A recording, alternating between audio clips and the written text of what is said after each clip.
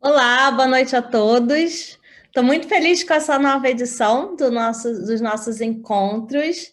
A gente tem algumas novidades, né, Fabiana? A gente já está programando encontros presenciais, mas isso é um baita de um spoiler, guardem essa informação. E olha, vai ser lindo demais. Eu e a Fabiana, a gente sempre fica pensando quais temas que a gente vai trazer aqui para vocês. A gente deixa essa gravação no YouTube, no canal da Oncologia DOR, e esse tema de hoje, ele é super requisitado, além de ser muito importante na vida dos nossos pacientes. Então, hoje a gente tem uma convidada super especial para falar sobre sexualidade na rotina da paciente com câncer, e é a Monique Schmidt. Ela vai se apresentar, mas antes eu vou passar a palavra para a Fabiana e quero agradecer a Monique por ter aceito o convite. Fabi, é com você. Obrigada, Sabrina. Mais um evento bacana, né? Nosso aí e para vocês, né? E hoje a gente vai falar. A Monique vai abordar um tema, acho que mais que especial para as nossas mulheres e não só para as mulheres que tiveram câncer ou passaram pelo tratamento do câncer, mas para seus acompanhantes, seus parceiros, que são fundamentais também nessa etapa, né? Então, a Monique vai abordar para a gente como lidar com toda essa situação da intimidade feminina, né? Após o tratamento do câncer. Monique, é com você. Muito obrigada por ter aceito o convite, tá? É uma honra ter você aqui no nosso encontro. Seja bem-vinda. Obrigada, gente. Vou compartilhar a tela aqui. Vamos ver se a gente consegue já visualizar aqui meu PowerPoint.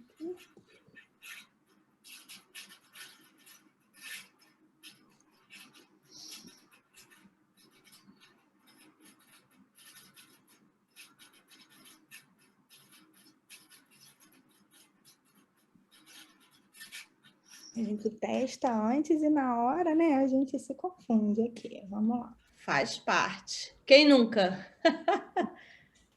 Deixa eu botar aqui. Oi? Estão vendo aí minha tela? Sim. É ok? Então, vamos lá, vou me apresentar. Meu nome é Monique, né? Schmidt. Estou muito honrada de poder falar um pouquinho para vocês em relação à vida sexual feminina e o tratamento oncológico, né? Eu sou ginecologista de formação, me especializei em cirurgia ginecológica, então, hoje em dia, eu faço esteroscopia, videoesteroscopia, e há um ano, mais ou menos, eu venho estudado muito sobre rejuvenescimento íntimo. E eu acho que eu tenho um olhar um pouquinho mais viciado, talvez, pelas pacientes oncológicas, porque trabalho junto com a Júlia, né? Eu atendo no consultório dela, a Júlia Leite, uma cirurgiã oncológica brilhante, e fui da equipe do Gustavo Gitman durante muito tempo. Então, acaba que eu consigo enxergar um pouquinho melhor a dinâmica oncológica do que a maioria dos ginecologistas que não tem esse contato tão grande com essas pacientes, tá? Então, vamos começar falando que 50% das mulheres, né, em tratamento em câncer de mama e qualquer... Deixa eu só diminuir aqui. Tratamento de câncer de mama ou câncer geniturinário vão ter alterações negativas a longo prazo na função sexual, tá? E 90% das mulheres com câncer ginecológico relatam uma disfunção importante da relação sexual.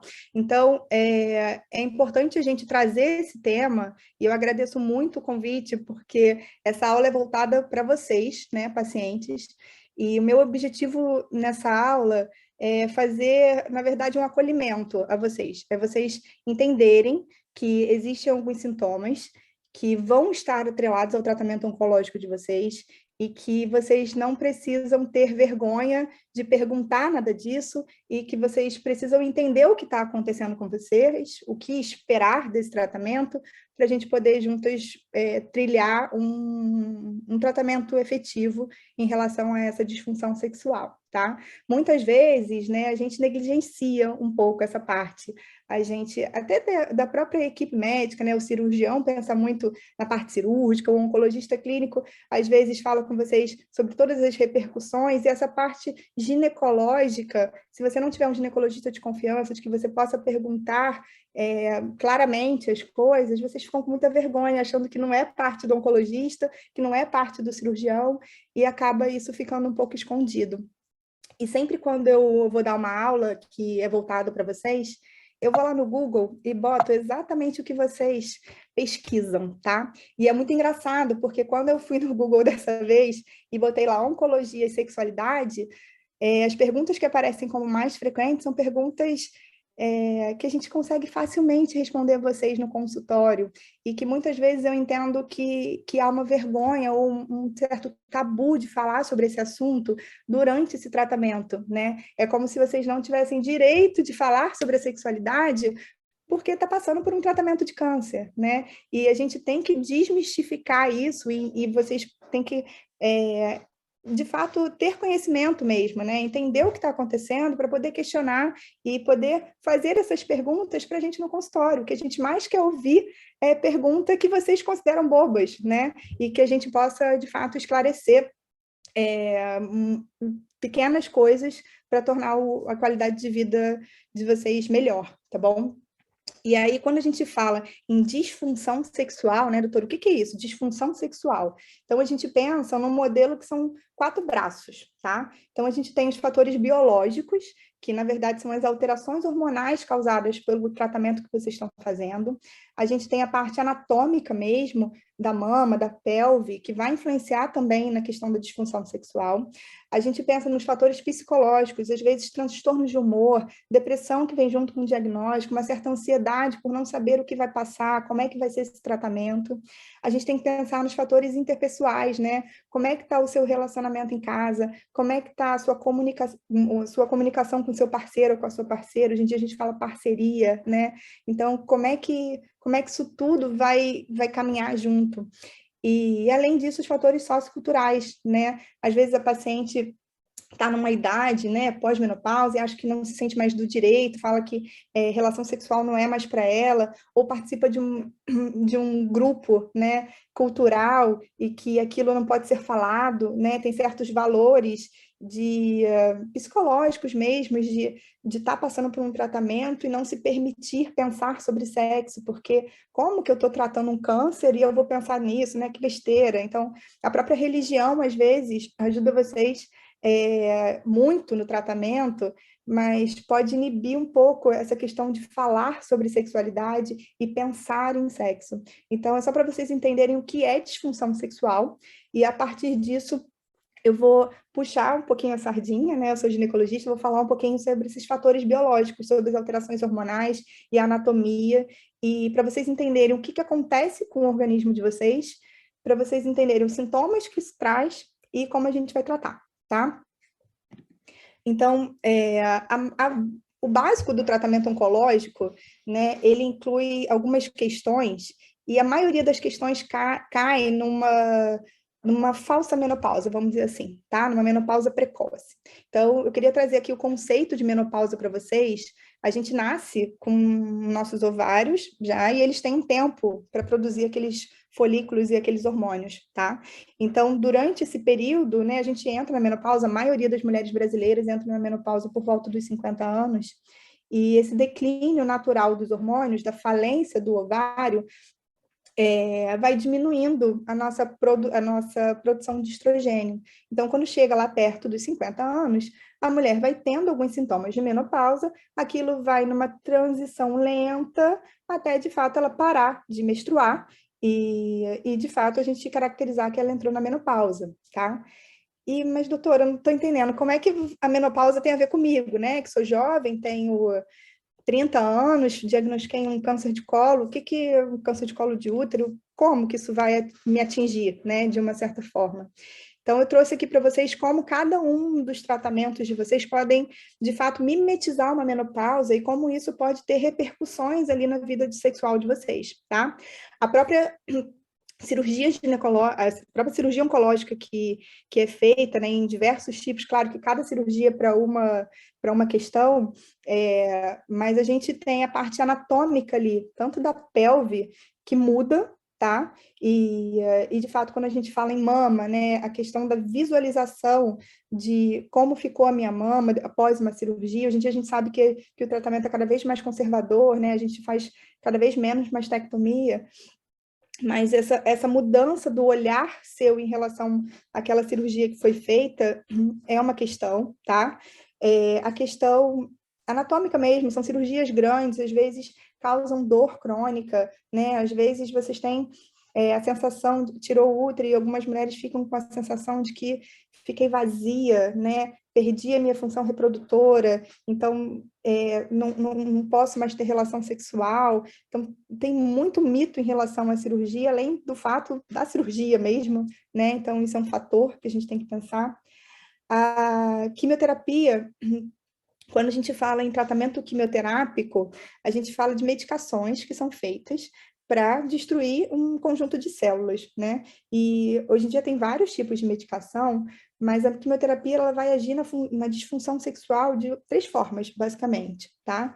Ela vai fazer uma reação ali naquela vagina, tá? Uma mucosite que a gente chama na vagina, e às vezes as pacientes muito jovens que têm relação sexual e que depois que começou a terapia, a terceira sessão, começa a sentir uma ardência na hora da relação sexual e não consegue associar esse tratamento ao câncer da mama que está fazendo quimioterapia, o que tem a ver lá embaixo, né? Então, é uma coisa importante de vocês saberem que toda a parte genital ali, de mucosa, ela pode ficar alterada com a quimioterapia, tá?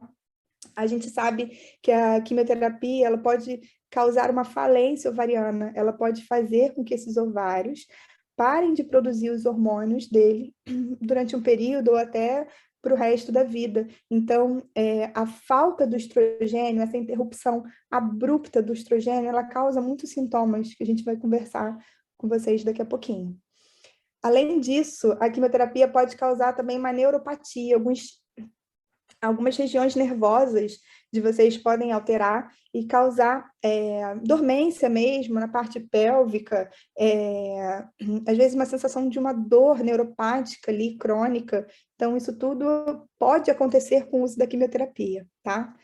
A radioterapia, que na verdade é quando a gente, né, pega os raios ionizantes para poder destruir aquela célula, né, maligna, enfim, para a gente conseguir combater aquela área ali de tumoração. E isso tem duas repercussões, né? Quando a gente fala em braquiterapia também, que nada mais é do que uma radioterapia interna, vamos dizer assim, né? Que é ali direto na parte vaginal. A gente tem logo depois da braquiterapia essa mucosite também, essa mucosa da vagina, a parte de dentro da vagina, ela fica mais avermelhada, fica mais fina. Então, isso tudo é uma reação logo depois da quimioterapia, da radioterapia, desculpa, e a longo prazo, ela vai fazer com que aquele tecido fique menos elástico, ela vai fazer com que aquele tecido fique mais estenosado, fique mais fechado. Então, muitas pacientes que passam pela braquiterapia, né, elas ficam com um canal vaginal muito estreito. Então, se já for uma paciente pós-menopausa, talvez o canal fique mais estreitado ainda. Então, as pacientes não conseguem entender como vai ter uma relação sexual naquele canal que já está muito fechado, tá? A terapia endócrina, né? Muitas vezes os pacientes com câncer de mama precisam fazer alguns medicamentos durante o período pós-cirúrgico, né? A gente está falando do tamoxifeno, do anastrozol, tá? A gente sabe que com tamoxifeno menos, mas o anastrozol, de fato, ele causa uma atrofia muito importante da vagina e que, às vezes, os sintomas que ele causa são suficientes para aquela mulher interromper a terapia, tá? De tratamento que deveria ser feita, né? Durante 5, 10 anos, enfim. Então, a gente precisa entender que algumas medicações que você pode achar que não tem nada a ver com a parte genital, e tem, tá? Esse é o intuito desse slide. E aí, quando a gente fala de sintomas, são sintomas tão extensos, e o objetivo é vocês entenderem que tudo isso aí pode acontecer com vocês durante o período e que tem tratamento, tá? Então, quando a gente começa a ter uma falência ovariana, e muitas vezes, quando vocês passam por um tratamento de retirada dos ovários, essa interrupção de estrogênio, ela é muito abrupta. De um dia para o outro, você parou de produzir aquele hormônio. E o estrogênio, ele é responsável por um monte de sintomas no nosso organismo, e um deles são esses aí. A mulher, no período pré-menopausa, né, ou de interrupção de estrogênio, começa a ter muita insônia, ela começa a acordar sempre 3, 4 horas da manhã, não conseguir mais dormir, ela não associa aquilo ao tratamento que ela está fazendo, ela só sabe que de uma hora para outra ela ficou com insônia, né? Isso tem muito a ver com ansiedade e depressão também, que vem junto com o tratamento muitas vezes. A paciente começa a ficar irritada com pequenas coisas, é uma irritabilidade fora do normal. Diminuição ou ausência mesmo do desejo sexual também, ressecamento, como a gente já falou, né, ou ardência da vagina, dor na relação sexual.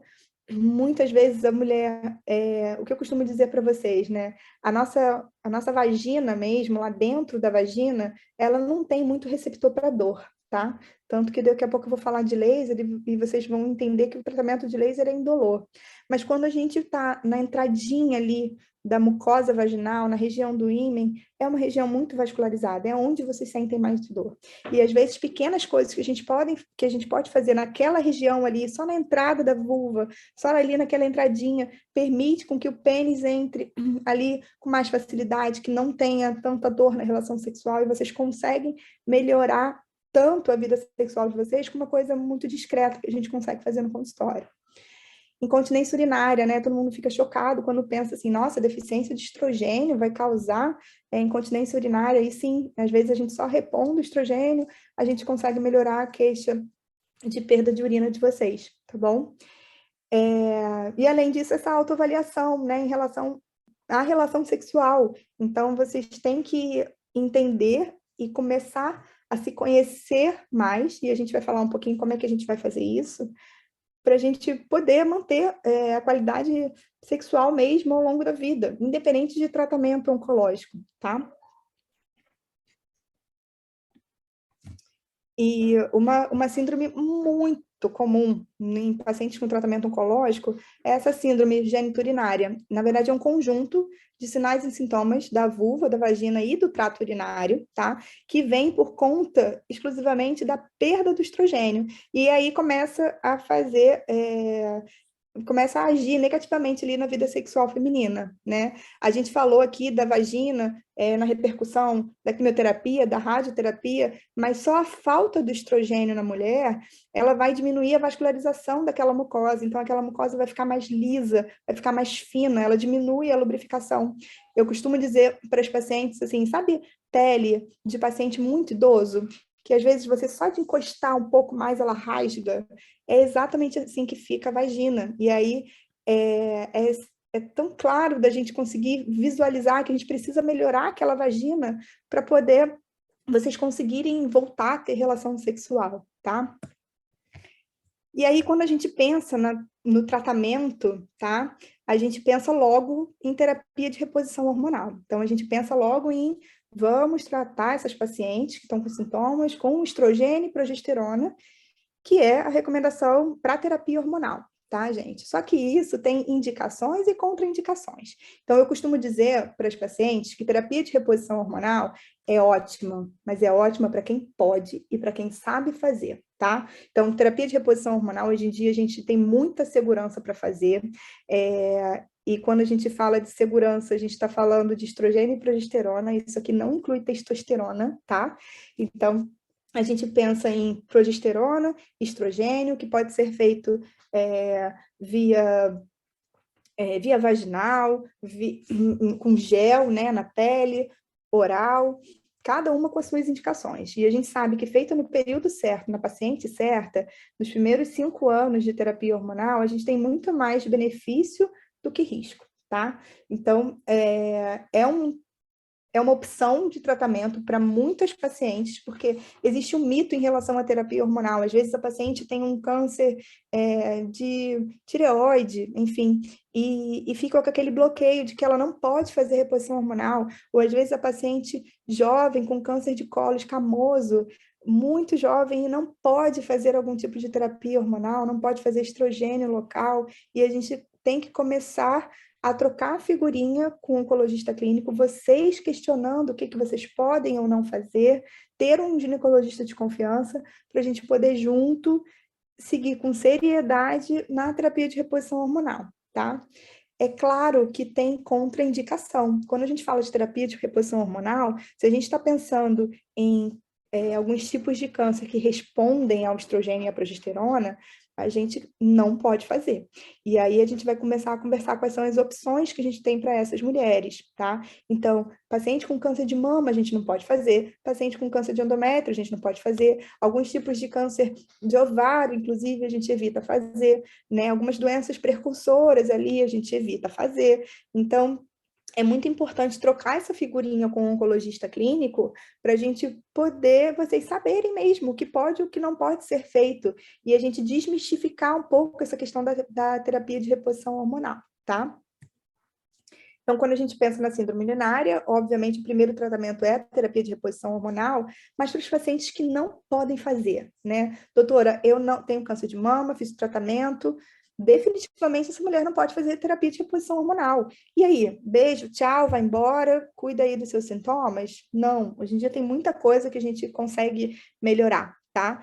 Então, a gente tem no mercado, né, hidratantes vaginais, e quando a gente fala de hidratante vaginal, é diferente de lubrificante vaginal, tá? Os hidratantes vaginais, eles são compostos, a maioria deles, com ácido hialurônico, e aí tem algumas marcas que têm alguns tipos de ácido hialurônico e porcentagens bem interessantes que a gente consegue manter a hidratação vaginal. O ácido hialurônico, ele puxa a água. Então, se a gente quer manter aquela vagina hidratada, ele é muito interessante no tratamento dessas pacientes, tá?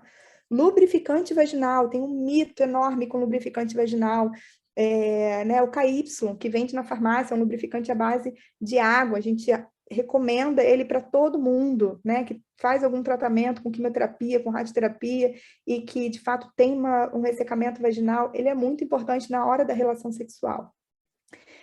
Hoje em dia tem o óleo de coco, né, que é o queridinho aí dos últimos meses, da galera falando muito de lubrificação com o óleo de coco, e é uma opção sim, tá? É uma opção natural, é uma opção que tem um cheiro ali de coco, né? Então, não interfere no sexo oral e nada disso.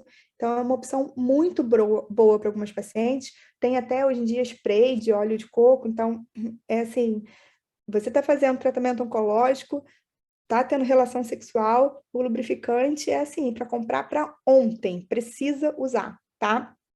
O hidratante vaginal também, mas aí a gente tenta fazer com 3 vezes na semana, 2 vezes na semana, dependendo de como é que tá o grau dessa vagina, tá?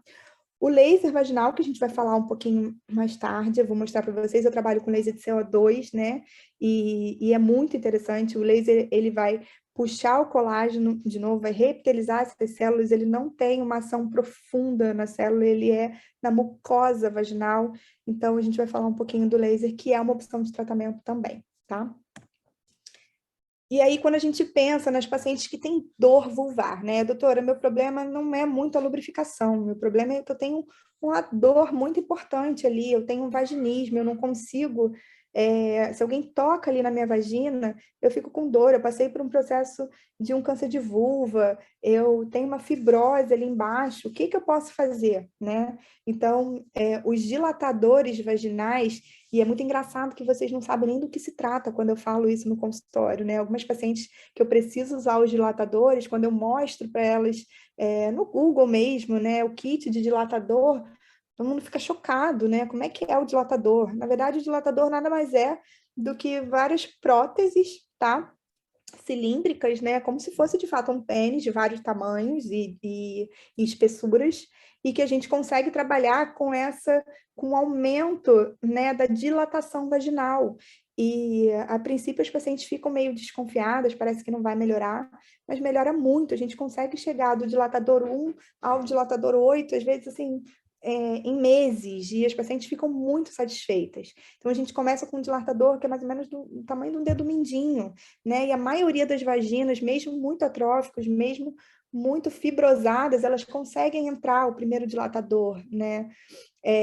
O dilatador vaginal a gente faz muito em conjunto com a fisioterapia pélvica e para qualquer paciente que tenha algum distúrbio de dor ou algum distúrbio de musculatura pélvica, não tem como a gente não recomendar a fisioterapia pélvica. E tem algumas pacientes que nem sabem que existe, como que vai fazer a fisioterapia, né? Muitos profissionais vão em casa fazer a fisioterapia, explicam o exercício, vocês conseguem praticar ao longo da semana, não precisa de talvez tantas sessões presenciais, as sessões são mais espaçadas depois.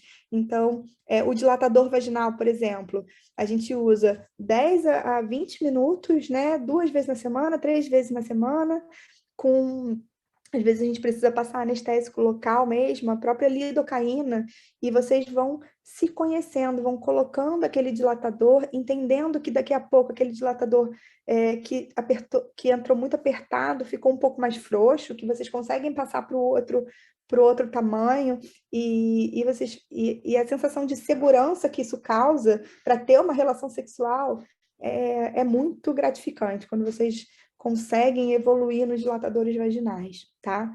Além disso, sempre os lubrificantes e os hidratantes vaginais para essa questão de dor, né? Às vezes a paciente, ela tem, a gente não fala que é um problema da cabeça, não, porque existe, de fato, o vaginismo é uma doença bem estabelecida, né? Que é essa retração, essa contração involuntária da musculatura ao toque vulvar, às vezes a entrada ao toque do pênis ali, a paciente já contrai a musculatura de uma forma que no consultório a gente consegue ver o quanto aquela musculatura é forte daquela paciente, o quanto ela contrai involuntariamente, não é que ela está querendo contrair, ela às vezes quer ter a relação sexual, ela quer se entregar, mas ela não consegue, é uma musculatura que é muito forte, que ela contrai involuntariamente. Então, existe tratamento para isso, e a gente consegue ajudar muito vocês. E aí, quando a gente fala de libido e excitação, né, tem um tabu muito grande em relação a isso. Muita gente acha que libido tem só a ver com hormonioterapia, e na verdade, muitas pacientes conseguem retomar a libido e essa excitação sem nenhum tipo de hormônio, tá? E às vezes a paciente enfim, com hormônio normal, sem nenhum tratamento médico associado, mas por conta de estresse, por conta de relação com o parceiro, está com a libido lá embaixo, tá? Então, é interessante a gente falar sobre isso com vocês. As pacientes que fazem tratamento oncológico e fazem terapia comportamental, né, que tem um grupo ali que possa conversar sobre isso, elas têm uma melhora da disfunção sexual mais rápido do que as pacientes que não têm a terapia comportamental, tá? A gente precisa entender que a nossa parceria, né, o nosso parceiro ou parceira precisa estar junto nessa conexão sexual. Então, a relação sexual, eu costumo dizer para as pacientes, as mulheres, elas respondem ao sexo, né, de uma forma muito melhor quando começa pelo toque. Então, assim, 90% do nosso estímulo sexual vem através do toque. Então, esse parceiro, essa parceira precisa entender que, às vezes, nesse período de tratamento, você precisa ser mais estimulada, talvez você precisa ser mais tocada, mais beijada, para você responder de uma forma mais tranquila, né, durante a relação sexual, tá? E o homem é muito visual, né? Costumo dizer que o homem, só de ver alguém pelado, já tem vontade de ter relação, e a mulher é diferente, então a gente não pode se cobrar esse tipo de estímulo, assim, de uma hora para outra, tá? Uso de vibrador, isso é essencial, e isso é um tabu enorme entre vocês. Vocês precisam conhecer a região íntima de vocês. Muitas vezes vocês não conseguem diferenciar onde é o clitóris, onde é a entrada da uretra e onde é a entrada do canal vaginal. Então, vocês entendendo como funciona aquela região, aonde no toque vocês têm estímulo, né? E isso é muito recompensante com o vibrador. Vocês começam a usar o vibrador e conseguem se entender melhor onde eu posso posicionar durante a relação sexual que vai me estimular a ter o orgasmo, que vai ter a relação sexual adequada, tá? Eu costumo dizer para vocês, para fazer sexo, precisa pensar em sexo e talvez até, de fato, estímulo mesmo de sexo. Com filme, com assuntos sobre sexo, a gente começa a pensar sobre isso para vir à vontade, tá? Então, é um conjunto de fatores aí que atuam na libido e que se a gente não estiver atento a essas coisas, é muito difícil. Se a gente no nosso dia a dia, com marcação de quimioterapia, marcação de exame, um monte de coisa para resolver, o medo, né? Se a gente não se permitir pensar nisso tudo aí, é muito difícil a gente conseguir resgatar, né, a nossa função sexual. E aí, quando a gente fala nos calores, né, relacionados à falta de estrogênio, a gente tem algumas medidas comportamentais mesmo. Então, é muito comum, vocês sabem, que toda mulher que entra na menopausa fala, nossa, tô sentindo um calorão, isso chama fogacho, tá? E esses calores, eles podem acontecer com vocês durante o processo de tratamento, tá? Principalmente naquelas pacientes que têm a oforectomia, né, a retirada dos ovários de forma cirúrgica, tá? Isso é bem mais exacerbado. Então, a primeira medida que a gente tem que pensar é o que eu posso mudar na minha rotina para melhorar esses calores. E isso, gente, não é balela, não, é estudo científico, tá? Então, a gente sabe que parar de fumar é uma questão, a gente fazer uma dieta, exercício físico. Em relação à dieta, se a gente perder 5 quilos do seu peso normal, a gente já tem uma melhora muito importante do calor. Se a gente perder 10% no nosso IMC, também. Então, assim, a gente costuma não acreditar muito, né, no que não é medicamento, mas a gente precisa entender que a qualidade de vida, a gente tentando melhorar isso, a gente tem uma resposta também bem boa e comprovada cientificamente, tá? A gente vê muito acupuntura em relação ao tratamento. Desculpa. A gente vê muita acupuntura em relação ao tratamento dos calores, mas os estudos não mostram tanto benefício, tá? Ao contrário de yoga, tá? Que é um exercício físico relaxante, com controle da respiração, tem uma melhora significante também em relação aos calores, tá?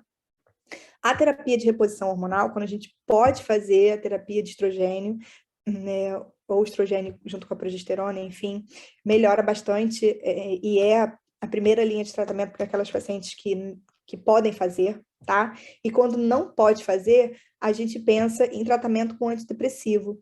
E sempre quando eu falo para vocês, a gente vai começar um tratamento que não é hormônio, que é antidepressivo, vocês ficam chocadas. Mas como que antidepressivo vai melhorar o meu calor, né? E tem estudo para isso, gente, não é? A gente não está tratando com efeito colateral, não.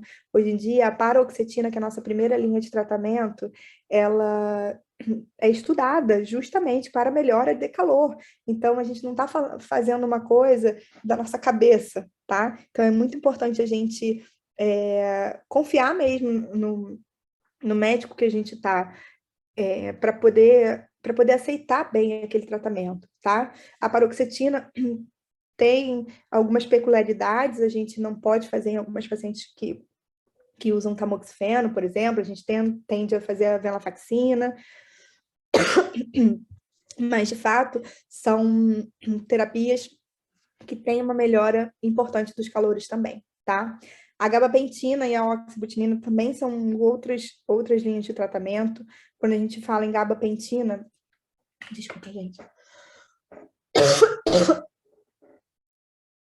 Quando a gente fala em gabapentina, a gente pensa naquelas pacientes, às vezes, que têm uma deficiência de sono bem importante, às vezes fazer uma dosagem única à noite melhora bastante. E a gente tem a opção da oxabutinina, principalmente dos pacientes que têm incontinência urinária. Então, a gente tem que, na verdade, Eita, Lelê. A gente tem, na verdade, que entender quais são as opções de tratamento e vocês trazerem para a gente quais são as queixas para a gente poder escolher quais as medicações que a gente vai fazer, tá?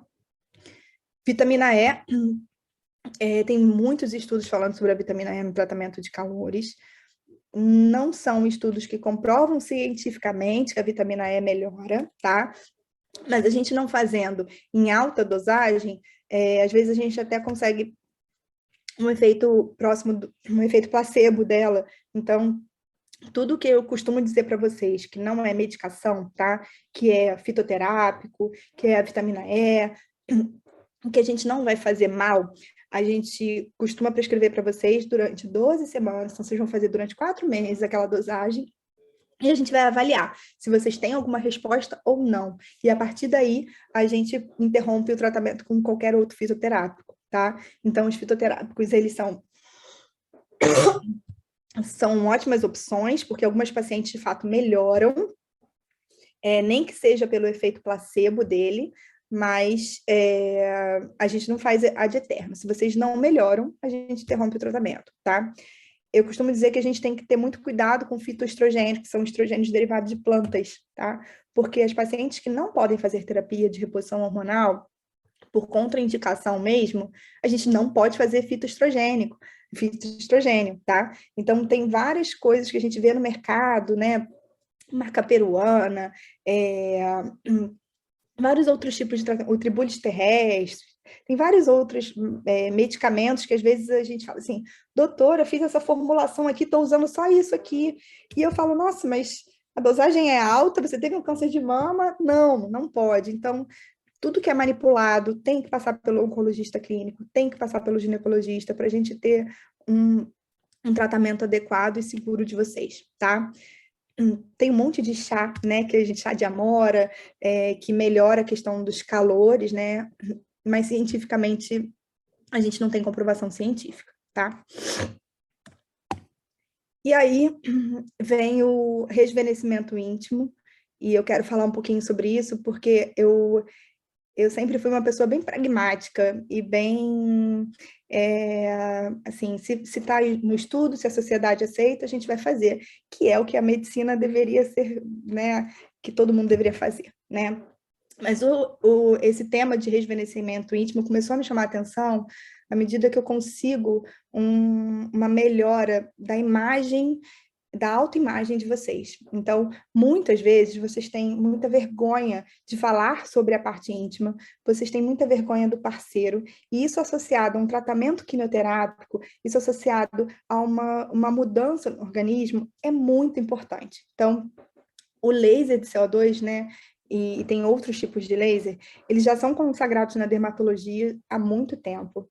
A gente sabe que o laser de CO2, que é o laser que eu trabalho, ele penetra só na pele, então ele não tem uma ação profunda, tá? A gente sabe que melhora muito a questão da atrofia, a gente vê nitidamente essa vagina, a gente geralmente faz o protocolo de 3 sessões mensais anuais, tá? Então, a gente vê uma melhora a cada sessão daquela vagina, a paciente consegue relatar para a gente melhora da lubrificação, melhora da relação sexual, que parou de arder, parou de doer na entrada do pênis. É realmente um tratamento bem promissor. Quando a gente fala em paciente oncológica, a gente precisa, de fato, de estudos mais robustos em relação a em que paciente a gente pode fazer, principalmente quando a gente fala de câncer de colo, tá? Mas o que eu mais quero prezar aqui em relação ao laser é que a gente, às vezes, não vai fazer na parte superior da vagina, onde tem aquela parte mais atrofiada, ou que a paciente não tem tempo ainda determinado na literatura de quanto tempo depois a paciente pode fazer o laser, tá? Tem estudos mostrando que 1 ano depois da radioterapia a gente já pode fazer, tem estudo mostrando que a segurança é só depois de 5 anos do tratamento com a radioterapia, então a gente precisa delimitar melhor, estudar melhor isso, para a gente começar a indicar claramente, com comprovação científica, o laser para as pacientes oncológicas, principalmente as de bracterapia, tá? Mas o que a gente consegue fazer com laser é atuar, às vezes, só no terço inferior da vagina. E aí é que eu acho que não tem porquê a gente não oferecer esse tratamento para as pacientes, porque a gente sabe que melhora a qualidade da mucosa. E se a gente não estimula aquela parte que foi tratada da radioterapia, e se a gente consegue só ali no introito vaginal, às vezes, melhorar aquela pele, espessar aquela pele, a gente consegue uma melhora da relação sexual, não atuando lá no fundo da vagina. Então, depois eu vou passar um vídeo para vocês entenderem como funciona o laser, e o tratamento é indolor quando a gente faz dentro da vagina. E eu acho que a pedra no sapato do laser ainda são os estudos mais robustos em relação às pacientes que fazem braquiterapia. Mas as pacientes, por exemplo, que fazem, que passaram, né, por uma menopausa cirúrgica, que tem um ressecamento bem importante da vagina, melhora muito aquela pele. Então, não tem por que a gente ter receio de fazer se é uma camada muito fina que o laser pega, tá? Ele não vai fundo ali na mucosa.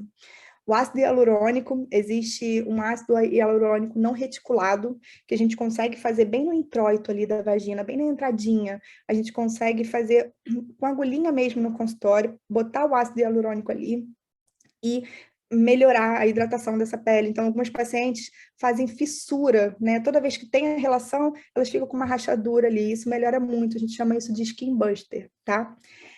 O bioestimulador de colágeno, os fios de PDO e o clareamento da região né, genital ali, da vulva, tem muito a ver com a autoimagem. Então, hoje em dia, eu tenho um espelho no consultório e que eu dou para elas se verem. Elas precisam conhecer a região vulvar. A maioria está super satisfeita, não tem problema nenhum com a região vulvar, mas tem outras pacientes que têm pequenas coisas ali que incomodam e que causam transtorno na relação sexual e que pode melhorar muito. E isso não tem a ver com tratamento oncológico, né? Isso às vezes é uma coisa que a paciente vai conseguir melhorar e a autoestima já é um resultado tão bom que ela vai voltar a ter relação sexual, tá? Então, para vocês entenderem como é que funciona o laser, e muitas pacientes ficam apreensivas, né?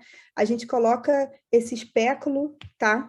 E aí, depois desse espéculo, a gente coloca o laser, e para vocês entenderem como ele não vai lá no fundo da vagina, tá? E nessa área não tem receptor.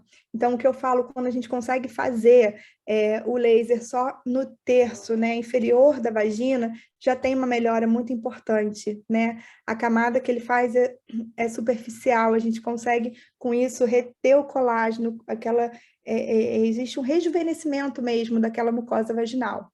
Essa grade, algumas pacientes não toleram, então a gente pode colocar somente o laser ali, essa grade é única e exclusivamente para esticar aquela pele, tá? E aí, quando a gente pensa em... Deixa eu passar aqui.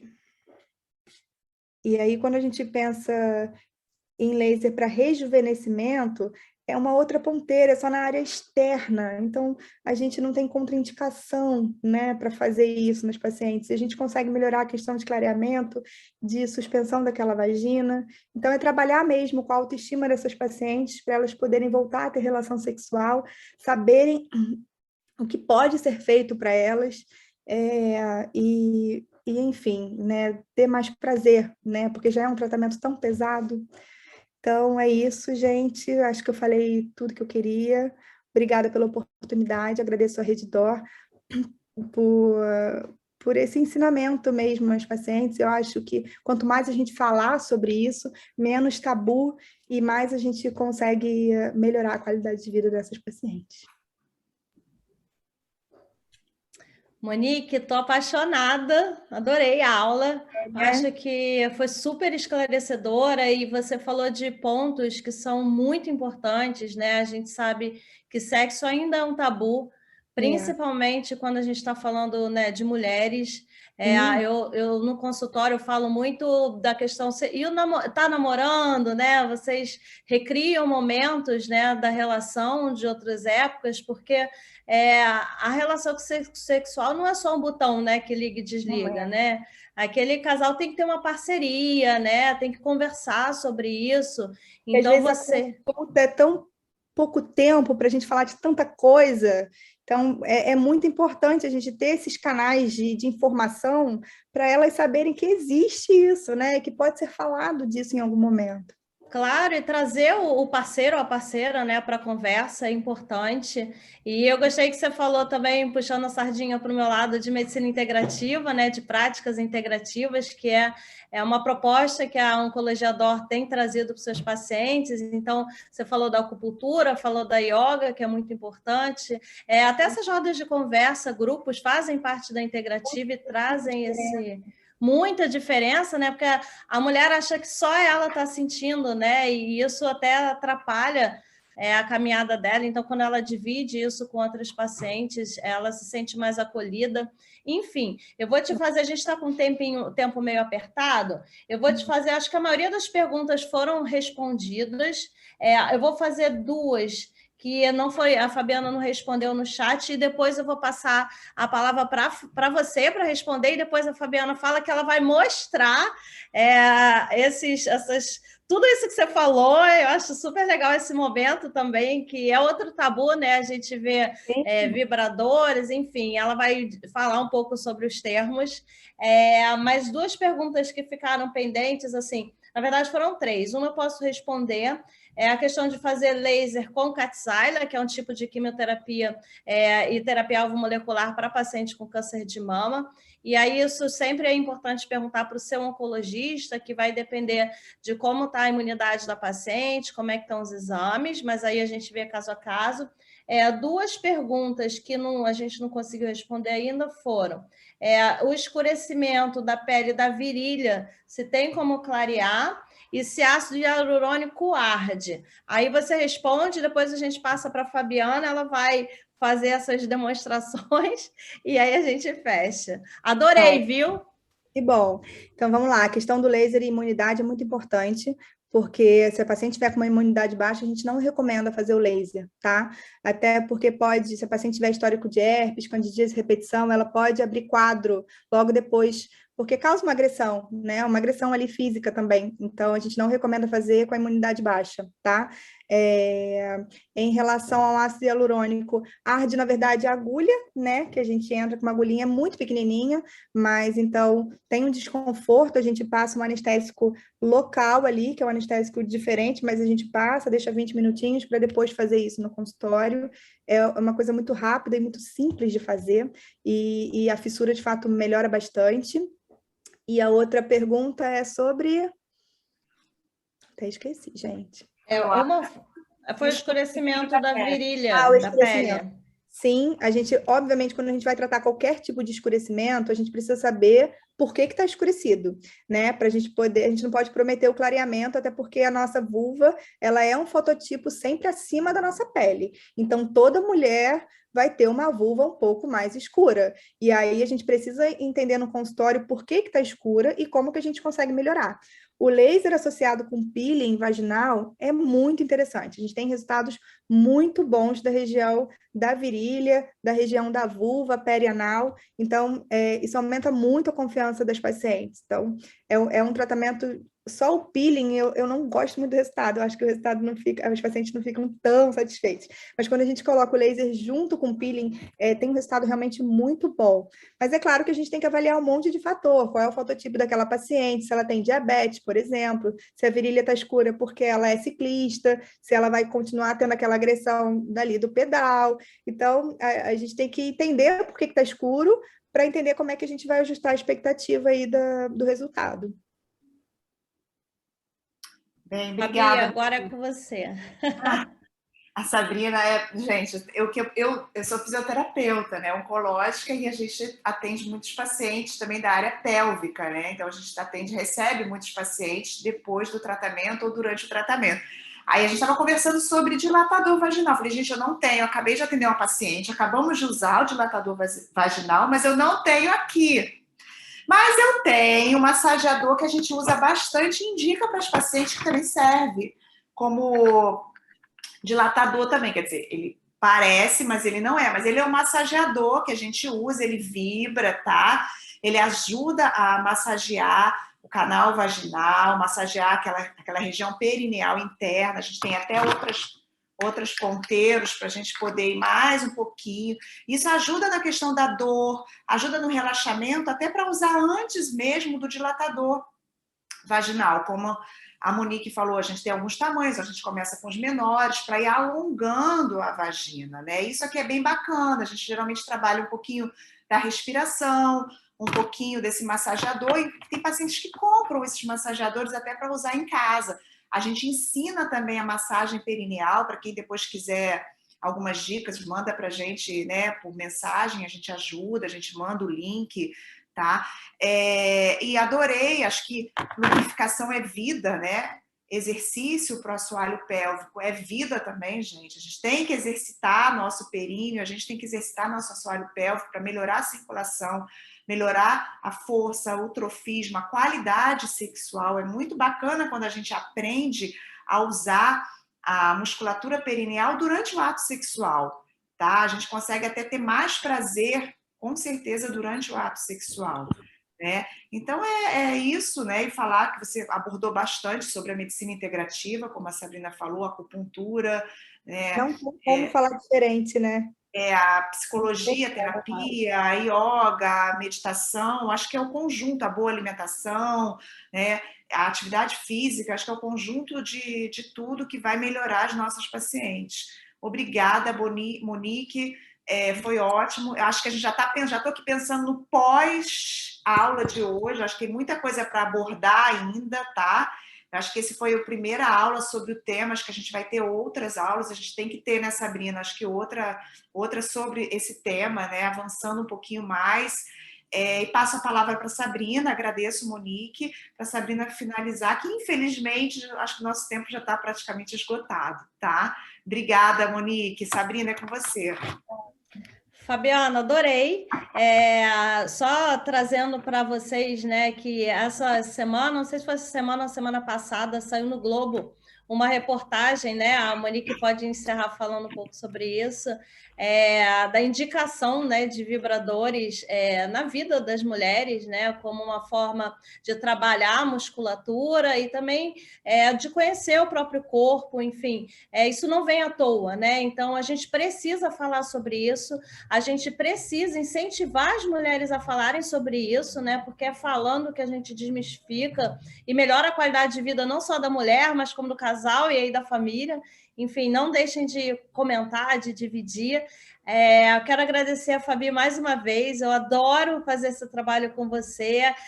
Voltando ao nosso spoiler inicial que chegou depois mais gente, vai vir encontro presencial. Estou muito feliz. E a Monique, virei sua fã. E que venham novos encontros e passo a palavra para você para fechar e agradeço aí a apresentação. É isso, eu acho que o vibrador sexual é essencial na vida de qualquer mulher. Se você não tem, a gente fica com a imagem que o vibrador é uma coisa cilíndrica, grande, né? E tem vários tipos de vibrador. Eles chegam em casa de maneira super discreta, é uma caixa que não tem identificação, não vai dizer lá vibrador. Então, tem que comprar. Comecem com os vibradores menores. Às vezes tem vibrador de estímulo só clitoriano, que você pode guardar em qualquer lugar, ninguém nem vai saber. Tem vibrador que é um coraçãozinho, tem vibrador que é um bonequinho. Então, é muito legal. Tem uma loja na internet que eu adoro, chama Clímax, com X, 3X no final.